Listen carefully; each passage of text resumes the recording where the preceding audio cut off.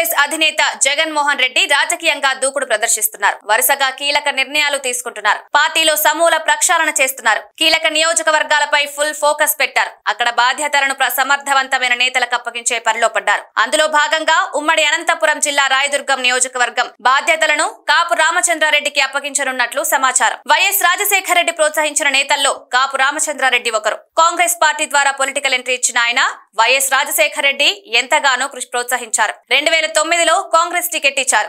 ఆ ఎన్నికల్లో గెలిచిన కాపు రామచంద్రారెడ్డి అసెంబ్లీలో అడుగుపెట్టారు. రాజశేఖర రెడ్డి అకాల మరణంతో జగన్ వెంట అడుగులు వేశారు. 2012లో జరిగిన ఉప ఎన్నికల్లో వైసీపీ అభ్యర్థిగా పోటీ చేశారు. 2014లో మాత్రం స్వల్ప ఓట్ల తేడాతో ఓడిపోయారు. 2019లో మూడోసారి వైసీపీ అభ్యర్థిగా పోటీ చేసి గెలిచారు. ప్రభుత్వ విప్ గా నియమితులయ్యారు. జగన్ నాయకత్వాన్ని నమ్మిన నేతల్లో కాపు రామచంద్రారెడ్డి ఒకరు.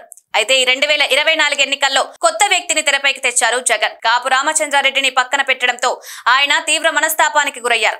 తనకు టికెట్ ఇవ్వకపోవడాన్ని సహించుకోలేకపోయారు. బీజేపీలో చేరారు. దీంతో రాయదుర్గంలో టీడీపీకి వన్ సైడ్ అయింది. కాలువ శ్రీనివాసులు దాదాపు 40,000 మెజారిటీతో గెలిచారు. దీనికి కారణం కాపు రామచంద్రారెడ్డి. అయితే రాయదుర్గం విషయంలో జగన్ మనసు మార్చుకున్నట్లు తెలుస్తోంది. తిరిగి కాపు రామచంద్రారెడ్డికి బాధ్యతలు అప్పగించేందుకు సిద్ధపడుతున్నట్లు సమాచారం. అందులో భాగంగానే కాపు రామచంద్రారెడ్డికి ప్రత్యేక పిలుపు వెళ్లినట్లు తెలుస్తోంది. తాడేపల్లి ప్యాలెస్ కొచ్చి కలవాలని సమాచారం పంపినట్లు తెలుస్తోంది. 1-2 రోజుల్లో కాపు రామచంద్రారెడ్డి జగన్ తో చర్చలు జరుపుతారని, వైసీపీలోకి రీ ఎంట్రీ ఇస్తారని తెలుస్తోంది. దీంతో రాయదుర్గం నియోజకవర్గంలో వైసీపీ శ్రేణులు ఒక రకమైన జోష్ కనిపిస్తోంది.